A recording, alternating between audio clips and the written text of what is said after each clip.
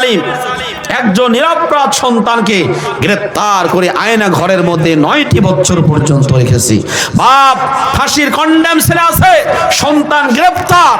শুধু তাই না, বাবা মার চোখের সামনে থেকে একজন ব্রিগেডিয়ারকে গ্রেফতার করে নিয়ে 10 বছর পর্যন্ত আয়না ঘরের মধ্যে রেখেছে, কোনো খোঁজ খবর দেয় না।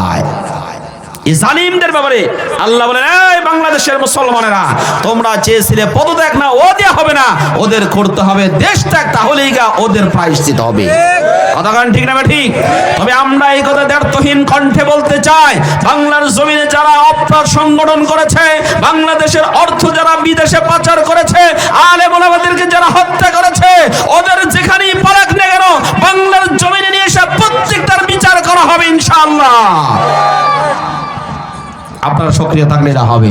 আমরা কোনো অপরাধীর সাথে নাই, অপরাধীদেরকে কখনো ছাড় দেওয়া যাবে না। আমরা কারো শত্রু নয়, তবে অপরাধীরা আমাদের বন্ধু নয়। কথা কান ঠিক না ঠিক?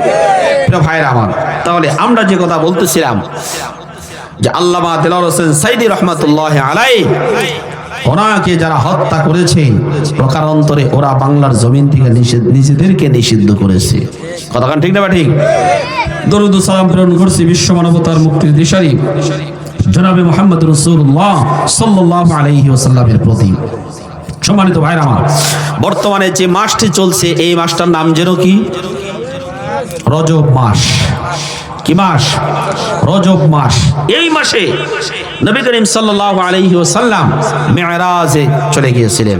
সেখানে গিয়ে আল্লাহর সাথে কথাবার্তা হয়েছে, আল্লাহর সাথে অনেকগুলো নির্দেশনাও তিনি নিয়ে এসেছেন। এই নির্দেশনা সম্বলিত একটা সূরা নাজিল হয়েছে।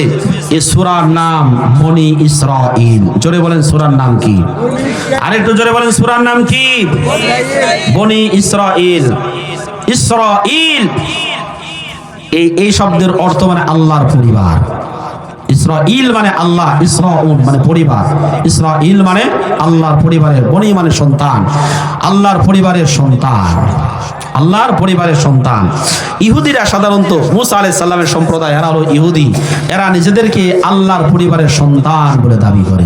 আর খ্রিস্টানেরা তারা দাবি করে আল্লাহ তিনজনের সমন্বয়, একজন হলেন আল্লাহ, দ্বিতীয় নাম্বার মারিয়াম আলাইহিস সালাম আল্লাহর ওয়াইফ, আর ঈসা আলাইহিস সালাম আল্লাহর পুত্র। এই তিনজনে মিলা হলো আল্লাহ।